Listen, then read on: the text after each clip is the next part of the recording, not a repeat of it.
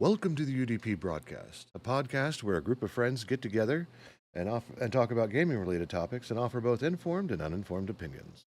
I'm your host, Luminary, and I'm accompanied today by my co-host, the Nordic Cajun. Roll for initiative. Oh no. Nice. Yeah, that's going to be, we're going to go straight into that because I'm pretty sure Cajun's bouncing like the heavy in the gift. Yes.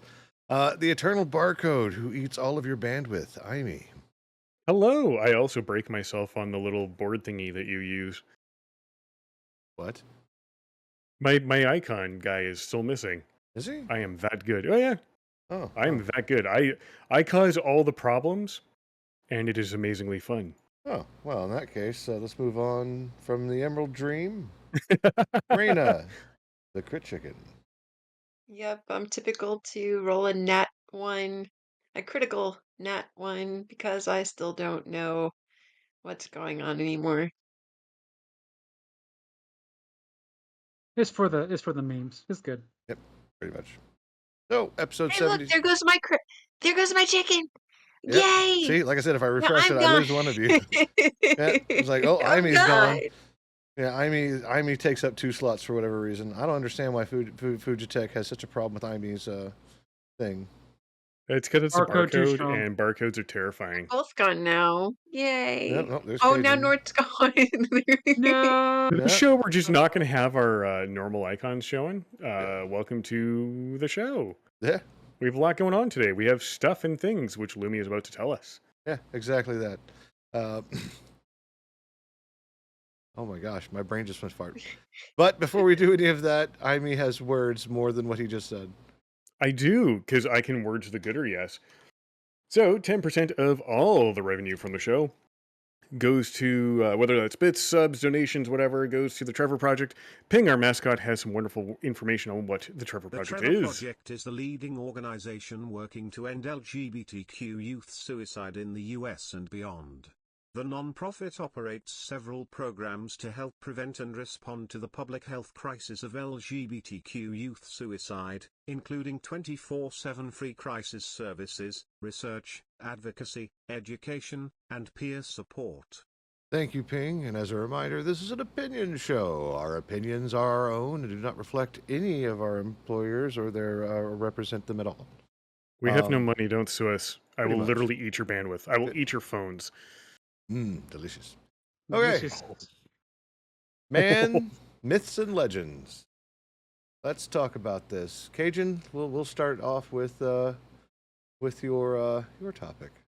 Go ahead and Well, walk us through it. It's been a while since we've got to really bash Hasbro and Wizards of the Coast, so they gave us a reason. I'm sure everybody remembers. I know this is especially a high topic for Amy when Shnoy decided to do their thing with Helldivers 2 with the whole you've got to make a friggin' PlayStation account in order to play the game, right? Ugh. Well, let's just say Wizards of the Coast decided to pull a Snoy with their D&D Beyond platform. I don't know when it happened, but not too long ago, Wizards of the Coast and Hasbro bought out D&D and Beyond, and it became their flagship for putting their stuff on there, so you can buy it, and people still used it. They still bought all the books, all the extra goodies, place to keep all your character sheets. It was a good platform for what it was. However, this week, Hasbro and Wizard of the Coast decided to announce that in September 9th, I believe, I think that's when the new D&D 1 or 5.5 or whatever they're calling it now comes out, the new playstyle is going to automatically update on D&D Beyond, and all of your 5e spells, classes, subclasses, and all that will be automatically updated to the new stuff. And all of your old spells and all of your old stuff will no longer be accessible unless you manually make it as a homebrew spell and put it into your character sheet yourself.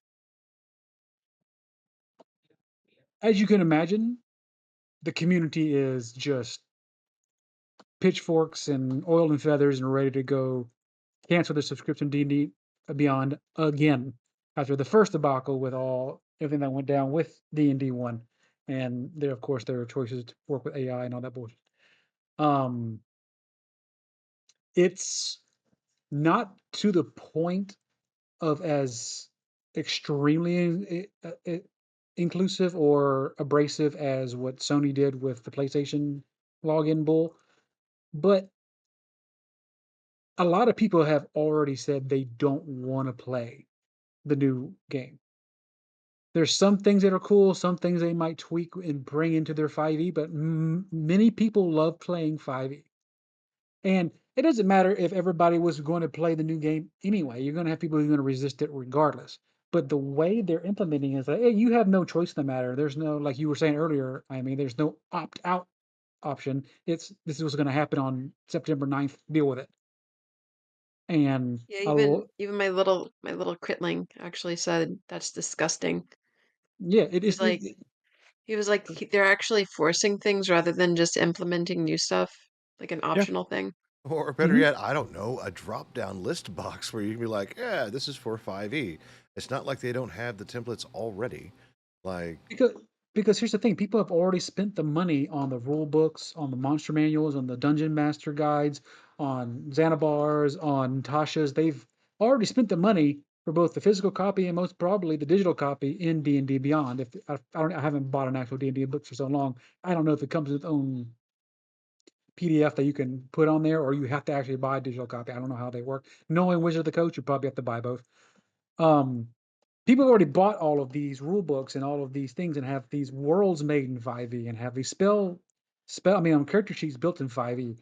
And on September 9th, that's all going to be gutted and replaced with the new, I'm going to call it D&D 1 spells and stuff. And the fact that instead of, like you said, Lemmy, you just have a little drop down box that could either say legacy or, I don't know, 5e and just keep it the way it is. It's like, no, if you want your 5e spells, you have to literally go into homebrew, copy and paste from the manuals, and then insert it into your game if you want to use it.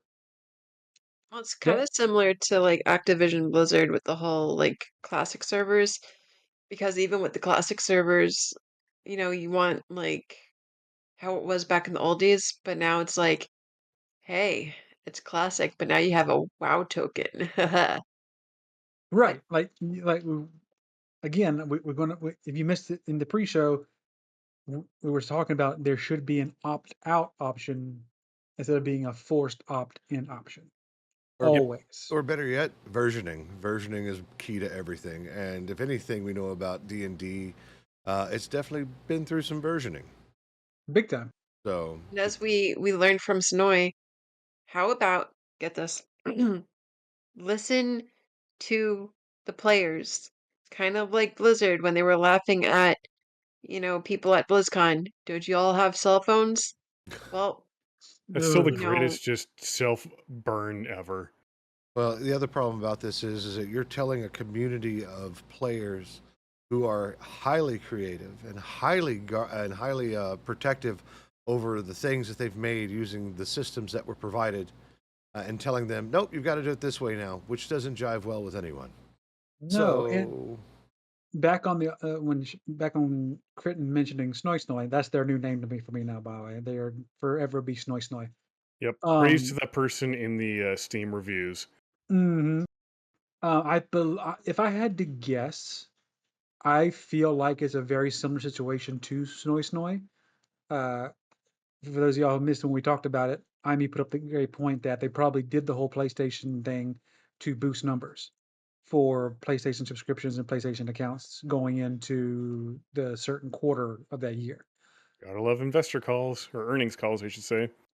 I got a feeling this is on the same boat, especially with the PR nightmare that Wizards of the Coast had earlier this year, with everybody quite literally ripping apart everything they were trying to do in the new system very, very loudly, ranging from not only the choice of artwork in the book, but the choice of many things that people just no, this is not going to fly. We're not going to use this.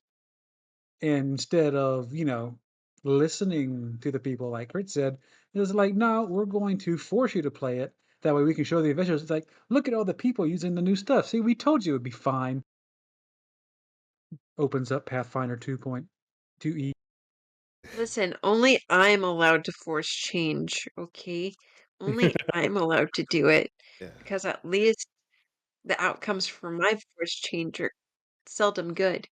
that that Seldom that, bad, you mean? that's They're always Crit's good. Jedi power. That's Crit's Jedi power right there. Force change. Mm, So, Yeah, That's it. pretty much.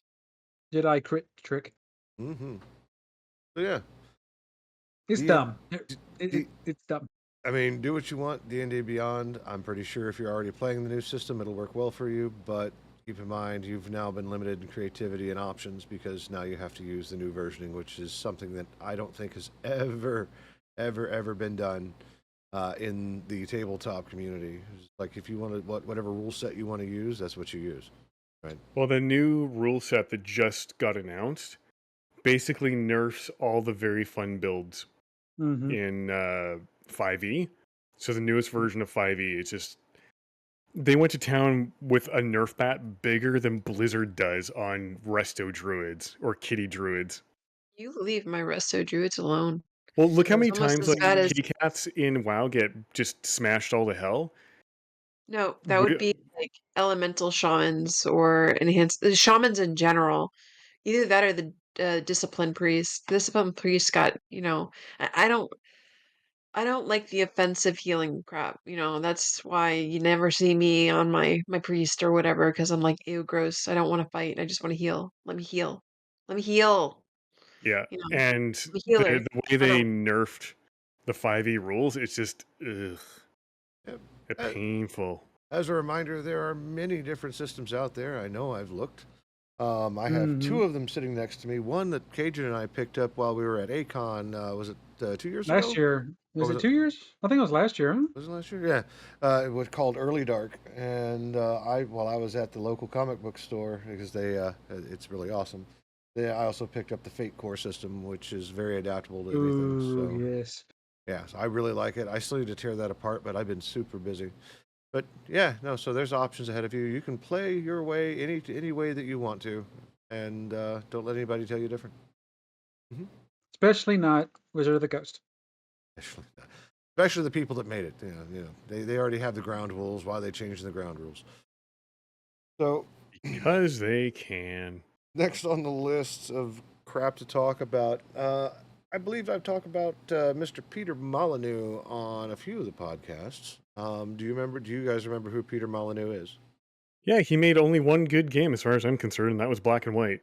Oh, yeah, that was really good. I think he was also involved with Populous, if I remember correctly.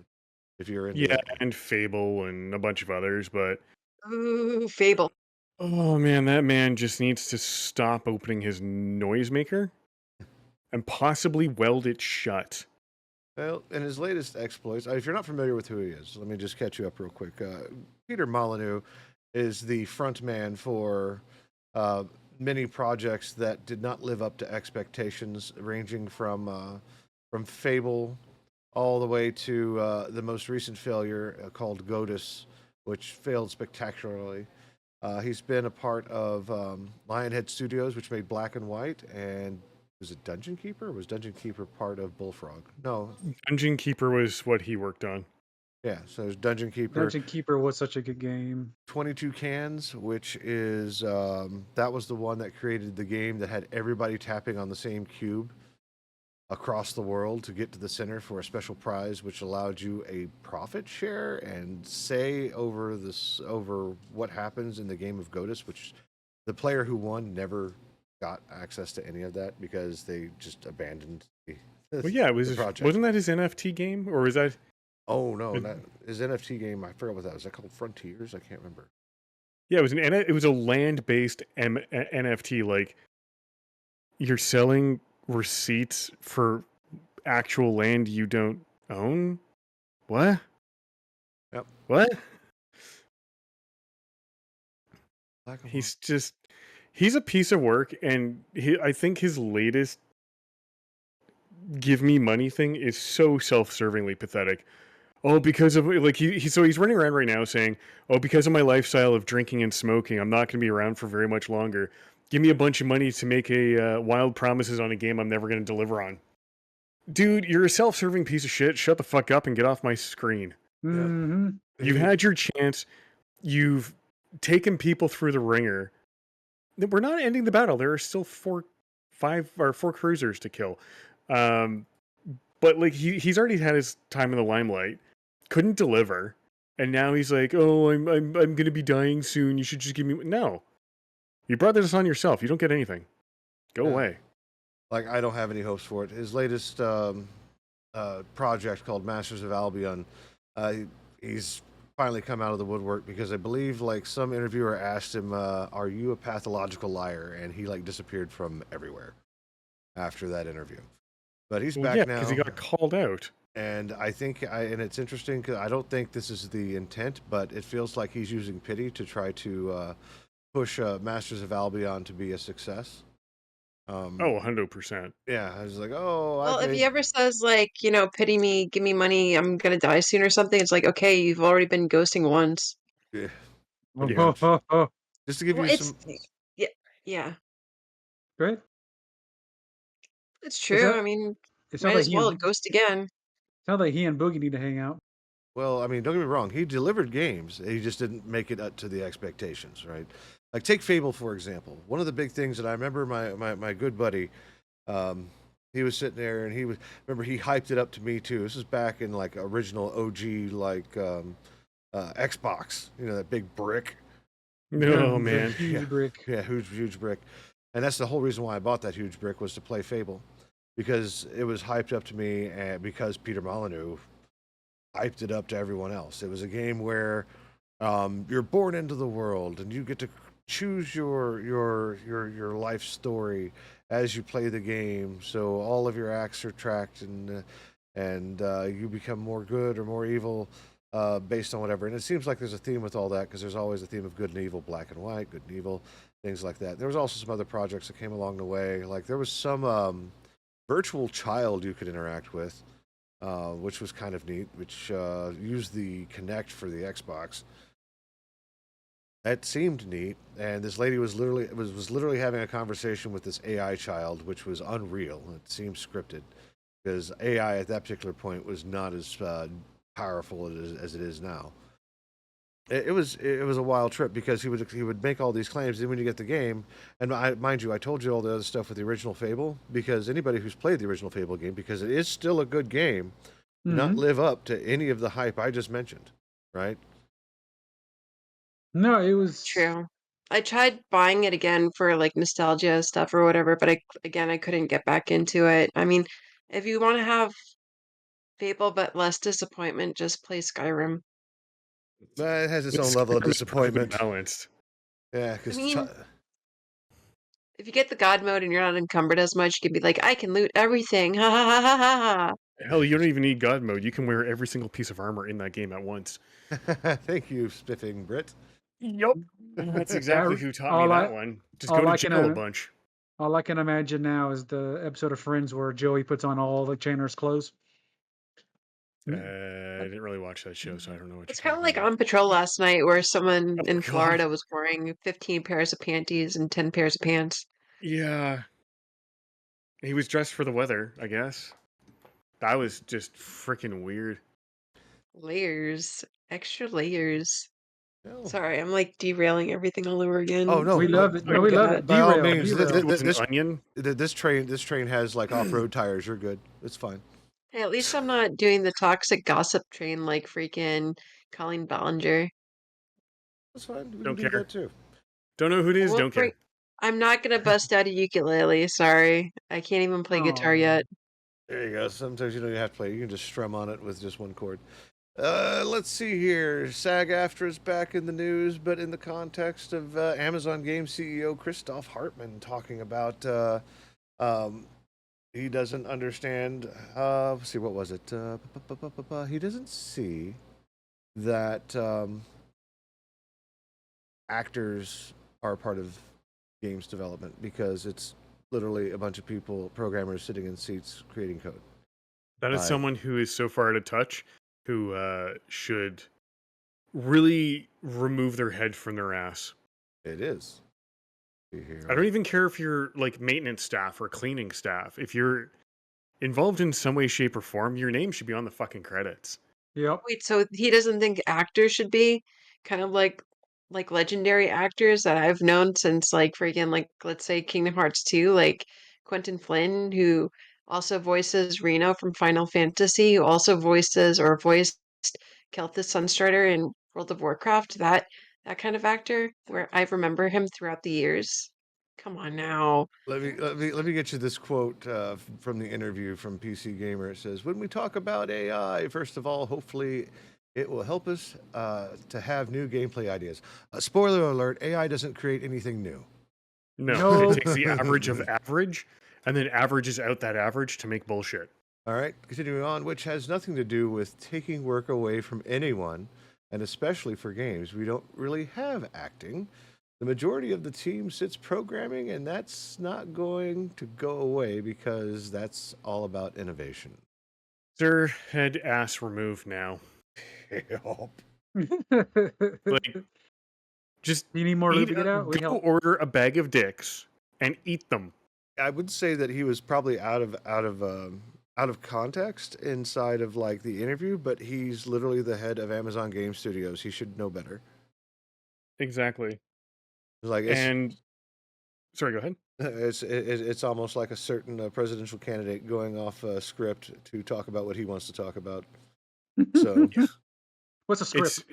It's so stupid what lengths people will go to devalue someone's work. Yep. It's actually disgusting because there's no reason for it. If you're working on a game, you're working on a game. End of story. Especially when an actor can bring life to a character, you know? Oh yeah. Exactly. Well, and then freaking game studios last week, we were talking about how game studios were like, oh, if you're an actor, like a mocap actor, you shouldn't be credited at all unless you are visually recognizable. That's the same attitude. Didn't we watch Futurama like last week and we were going over like the credits and stuff like that and how like the newer episodes of Futurama where it's like, well, if you know they didn't have what was it? It What was was the whole 2 nights ago, and we watched. So we burned through season 8 in the U.S., season 11 in Canada, of Futurama. Episode 1 has a really interesting bit of foreshadowing at the very end of the episode. Episode 8 is the one where basically the people behind Futurama, the executives, everything, decided, let's make an episode written by AI and then show the Disney execs how stupid it is. That episode, if you watch episode 8 from season 8 or season 11 if you're in Canada, it is the most disjointed garbage episode I've ever watched, and I love that show. and then if you go to the credits, you see no writers. Yeah. There's an executive writer, or an executive writer was listed, and that's it. But normally you have like a whole list of writers that write on the show listed, but there was none in this case. I think that also falls into what we're talking about is, you know, you can, you know, say you have a bunch like you have people that are working on the team, but if you don't have like people that actually bring life to the characters and it's just garbage. Absolutely. Jumbled up garbage. 100%. 100%. All right, we got one more bullshit thing to talk about, and then we're going to get into some, maybe two more bullshit things to talk about, and then we're going to get into three more bullshit things. Either way, let's just let's just keep going. We have a lot of bullshit here, so it's hard to sort it out. I'll get the shovel. I'll get the pail. Like I found an article on Mr. Beast, but it was pretty much regurgitating all the crap we already know. It didn't really add to the story other than consolidating everything into one article. But we've talked about the FTC approving non-compete agreements, but apparently one of the U.S. courts in Texas... Fuck you, Texas! What? It was just like, no, you can't do this because it harms the industry. And I'm like... No, it doesn't. Yeah. If there's anybody... It does not. It helps the industry, you fucko. Yeah. So non-compete agreements, depending on what you sign, and mind you, the terms and conditions of what you sign whenever you're hired on by an employer tell you what you can and can't do upon your departure. Such as being like you cannot go into the same industry for like the next 6 months or years in some cases, right? Because they don't want you sharing secrets.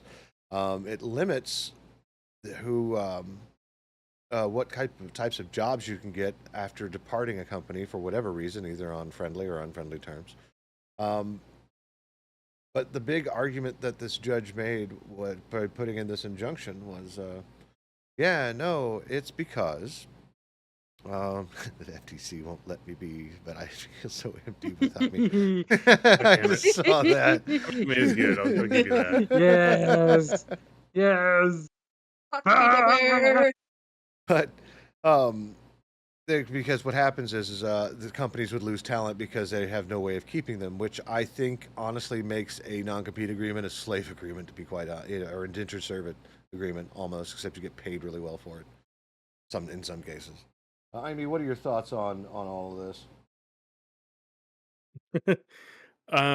I think the special interest groups representing large industry are way too close to the U.S. justice system, because to say a non-compete agreement harms the industry is bullshit. It's complete bullshit, because yeah, you might have someone who goes and works for a competitor and brings their talent. You can make them sign an NDA that says, the stuff you develop here stays here, the methods we use, you can't talk about. But to say you're not allowed to work in this industry at all, ever, for whatever the duration of time is complete horseshit. Mm-hmm. That is trying to control someone's life, and all you're doing is harming the employee. And if there's one thing I've learned about the US and special interest groups, is they like to harm employees. And this goes right along with that, because you're now making it so someone has... It's not that they want to harm employees, it's that they want to benefit the employer. Yeah, that's the same thing. Literally the same thing. Mm-hmm. So what I see happening is, for example, let's say, I have a shitty boss, and we'll say I work for Amazon Game Studios, and I have a shitty boss. Well, my non-compete agreement means I can't just leave my shitty-ass boss and go work for, say, Activision, and continue with my passion of making video games, because this fucking non-compete agreement.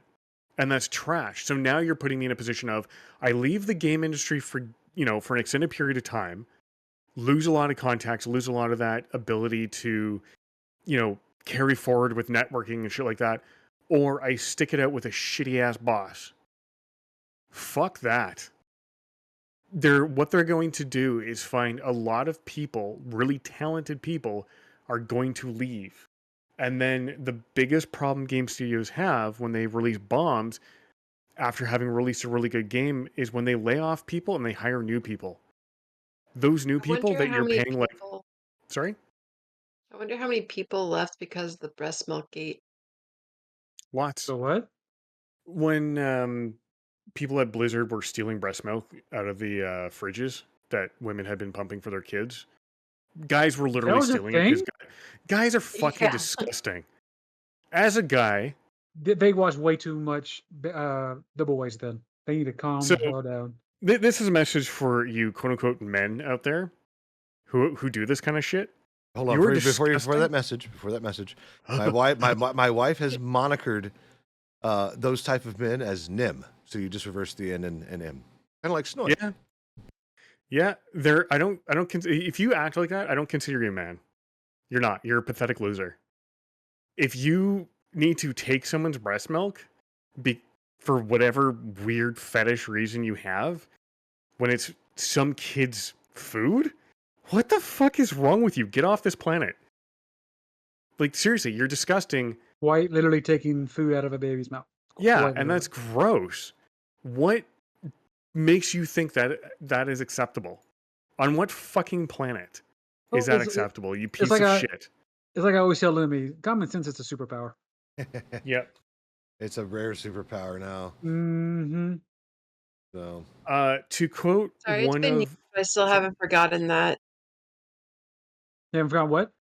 Oh, that, yeah. It's been years, but I haven't forgotten about that. One of my favorite lines, and I don't care about demonetization. This applies to you. And it's to these guys that think this shit's acceptable. You stupid fucking cunt. You fucking guys. I'm talking to you, shithead. You Well just done. cost this baby its food. Fucking food out of the baby's fucking mouth. That's right. And what are you going to do about it? Like, go around saying, I did this? I like, you're fucking gross. You're an asshole. You're fucking shit. Where did you think that this was acceptable? You fucking asshole. I won't use the actual word I was going to use. You idiot. Whoever told you that you could work with real men and real women and real people? You are not allowed to. You are a fucking piece of shit. Anyways, that was a roughly That was somewhat the. quoted line from one of my favorite movies, Glengarry Glen Ross. Oh, I was gonna say that. I thought we just really got the really mean side of the barcode tonight. That was an actual Oh, quote. it's that too, but there's a couple words in there I won't use. If you're in Australia, it's just like calling someone a fucker. So Right. you guys already know what I was gonna say, but yeah, it's completely goddamn unacceptable. You pieces of shit. Fuck off. Right. Keep your hands off the boob juice, please. Please. Exactly. All right. So, what else we got on the list that we can bitch about? Twitch just launched a God. compulsory feature that I'm not sure how I feel about. It may not affect me because I am a small streamer. Which does but- not understand the meaning of consent. Right. And Right. Just gonna throw that out there. And it is open to literally everyone by default. So anyone not paying attention, mind you, when you open up the stream dashboard, it pops up as like, we have this new feature.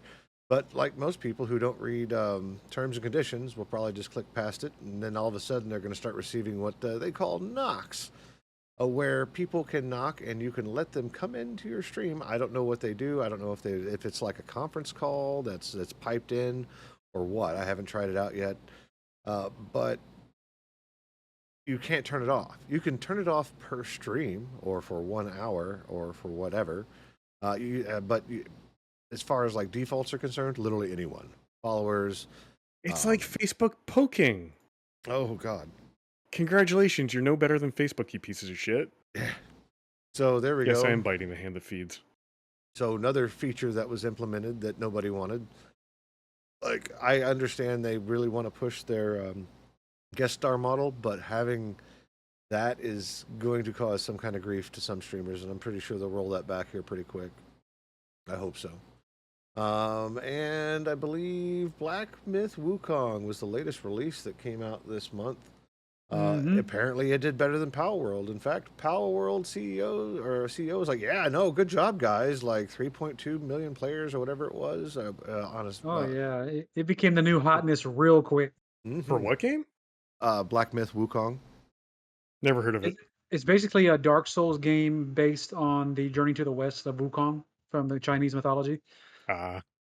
It's supposed to be, and from what I've seen, very good Souls-like game. A lot of people are saying that the bosses aren't nearly as hard as your typical Dark Souls games, but the game itself is just phenomenally fun, and I wish I could play. Yeah, well, it is developed by a Chinese studio, which isn't a problem in itself. But review copies were sent out with some special conditions of what you can and can't talk about while dealing with this game. Oh? Oh yeah, you couldn't talk about here. I have the article up right now. It was Talk about Bruno. yeah. This is probably why I'll never be asked to review anything because I won't agree to shit. I'll be like, if it's a good game, I'll let people know. Thanks for the opportunity, but I'm not signing shit. If you don't like that, then don't give me your game. Let's see here. Nope, that's previous comments. Let's see here. Document states that by using the game key and creating content, influencers acknowledge that they have been informed of a list of do's and don'ts. That's yes. said to enjoy the game, but not insult other influencers. Okay, that I can agree with. Don't insult other influencers. All right, use offensive language or humor. Include okay, well that's kind of limiting. Well, but fuck you. fine, yeah. Straight up, fuck you. Include politics, violence, nudity, feminist propaganda, fetishization, and other content Feminist that instigates propaganda. negative discourse. Hey asshole, explain what you mean by quote unquote Feminist propaganda. I gotta hear this bullshit. I'm saying. Apparently, the big guy for this particular game has had some issues with, or maybe the development studio had issues with those items inside of their own company. You don't say. Yeah, Weird. yeah. Let's see here. While one of these posts, let's see here. Report also alleges, and this is on GameIndustry.biz. Both these articles are on GameIndustry.biz. Report also alleges that back in 2015, Game Science's recruitment ads features sexist images and headlines, which IGN said it had verified. While one of these posters read, "Don't screw your colleagues," it also implied that Friends with Benefits was a perk at the office.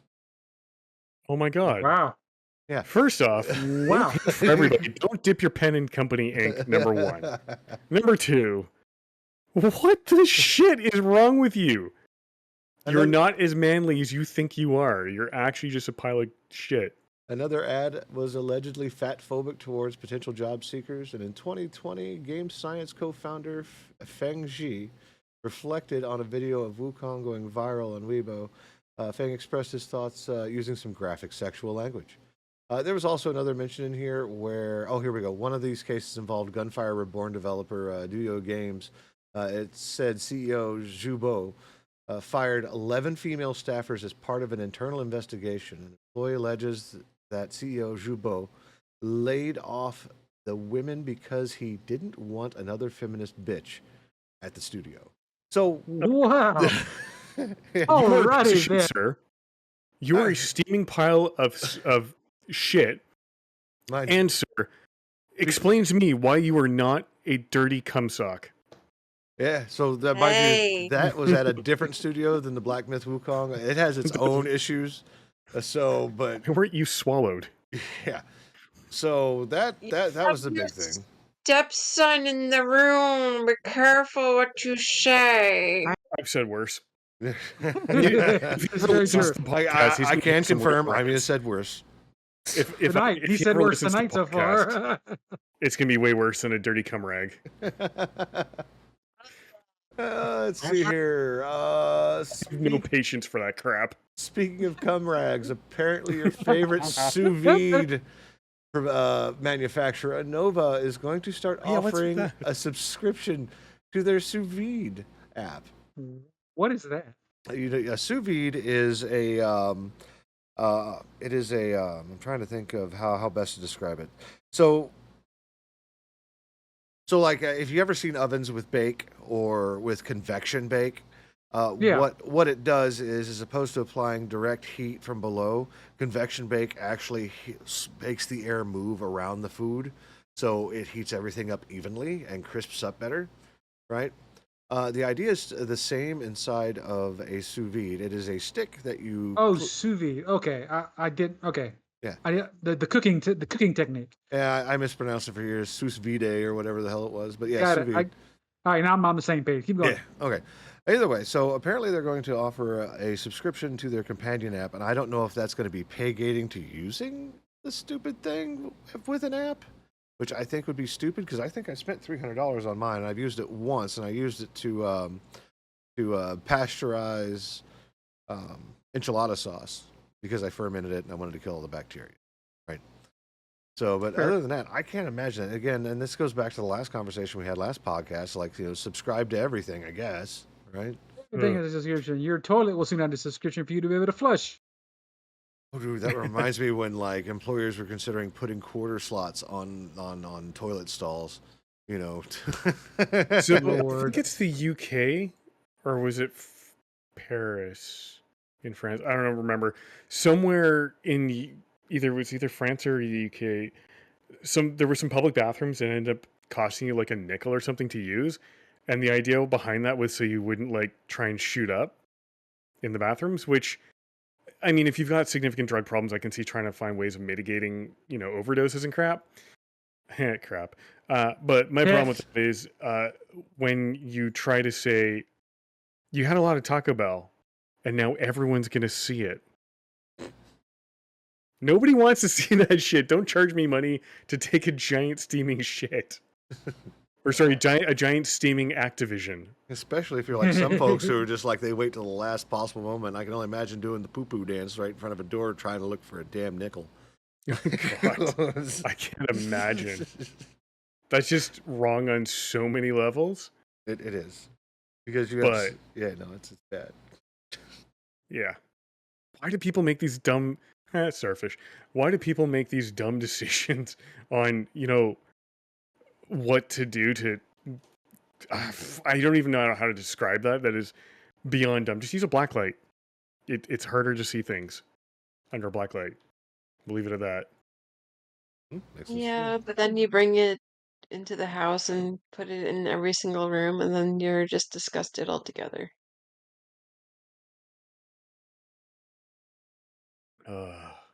Rags. Okay, so... Yay! Hey!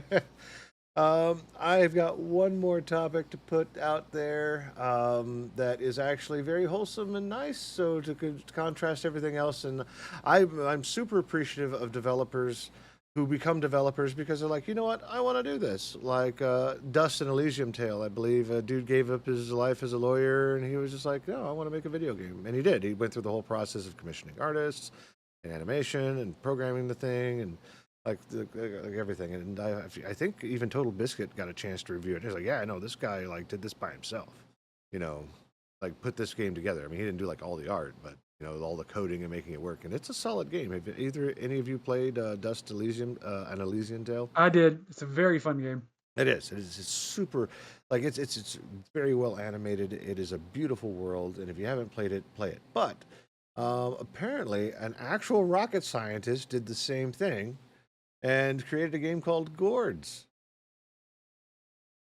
Can I say it again? Yeah, an actual rocket scientist, an aerospace engineer.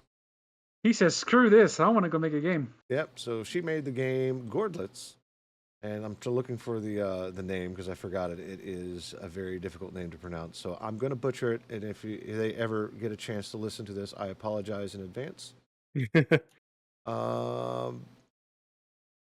Let's see here. We can get back to that later.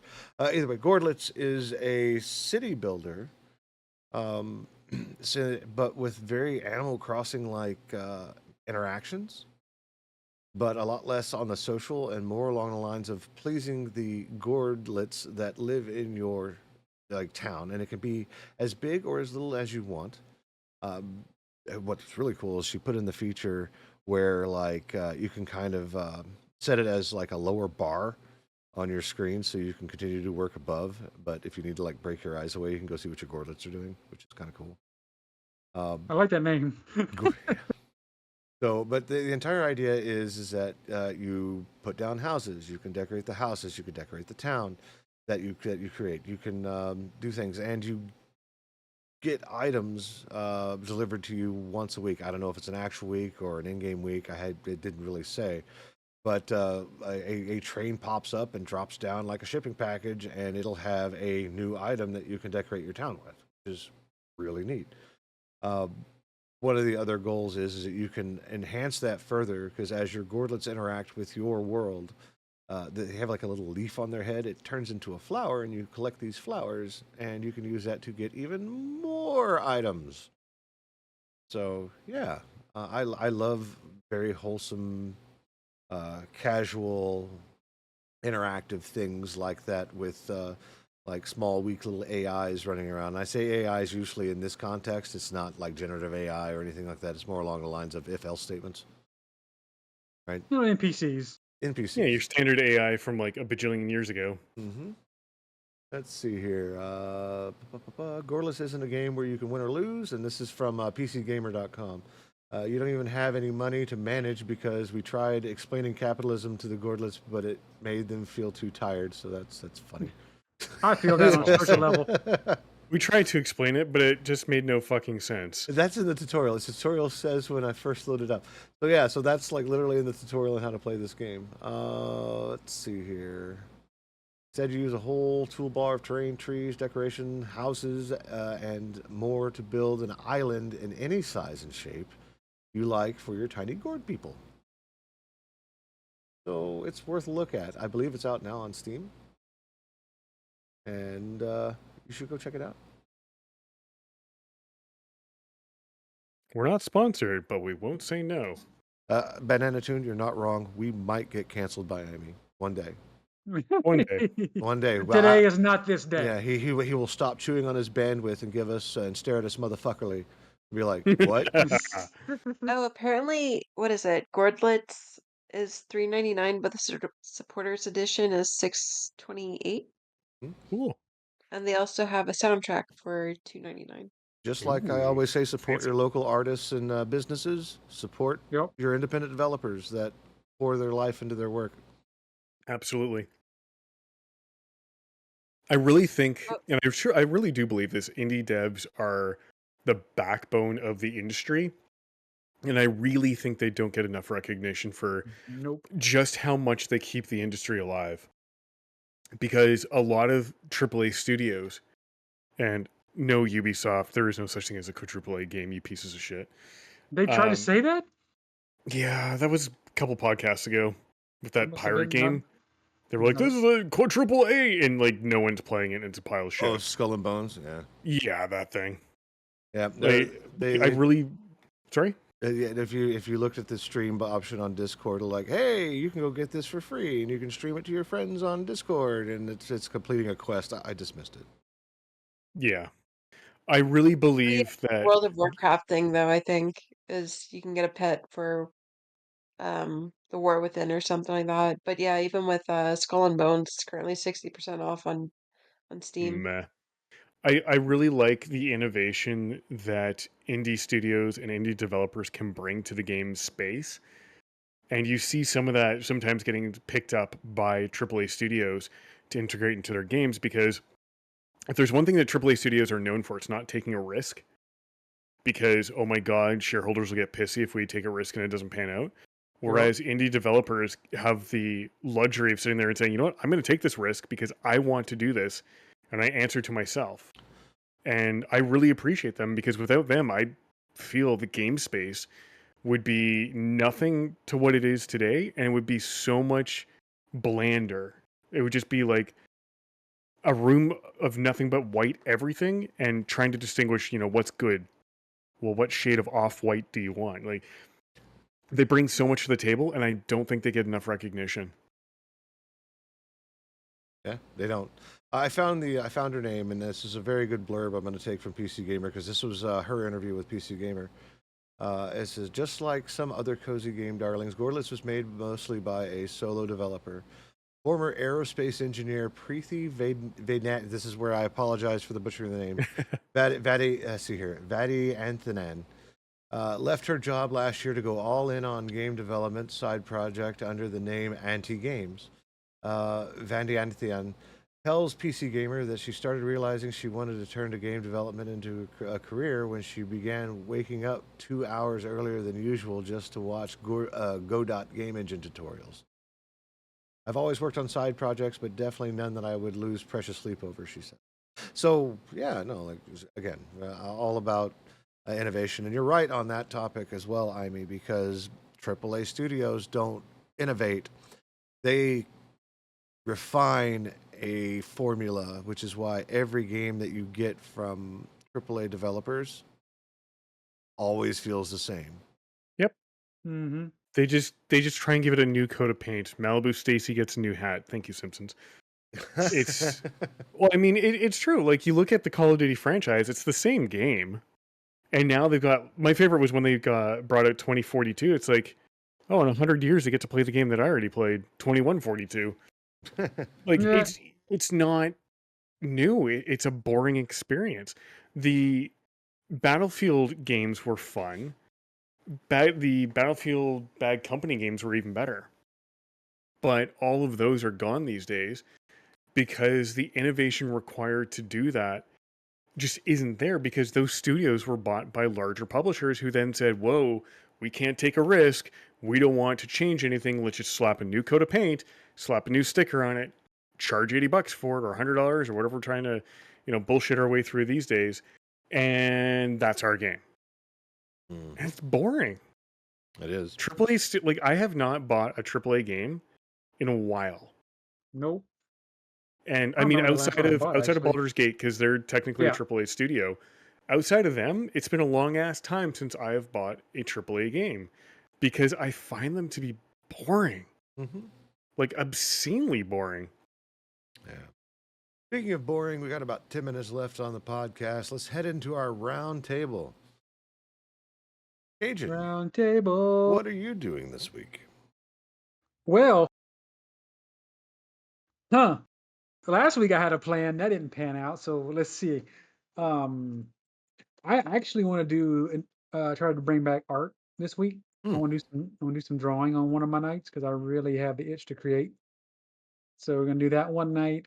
And I posted it on Twitter earlier. I have been between 3 games right now that have been keeping all of my attention. I've been playing Animal Crossing New Horizon from scratch.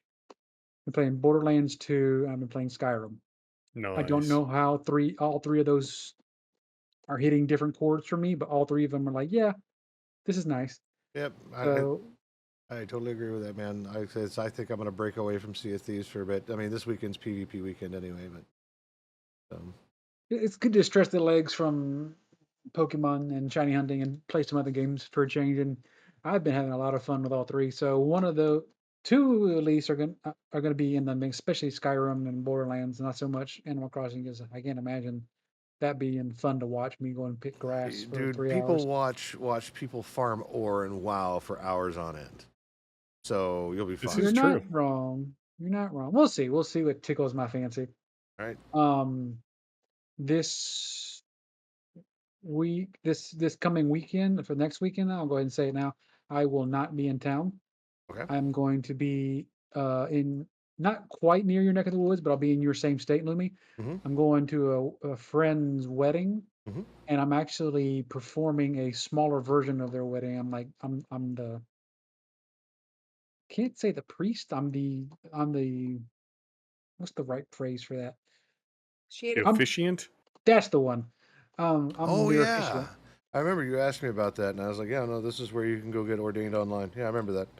Yep, I gotten ordained years ago and Yeah. still am. So the future wife is one of Joyce's best friends, Mhm. and she was like, "Hey, um, after the main wedding, because it's a different religion in terms of the first wedding, so I Mhm. can't do anything with that. But they said before this, after the fact, could you do a smaller wedding for just me and him with just us friends?" I'm like, "Absolutely, I'd be honored."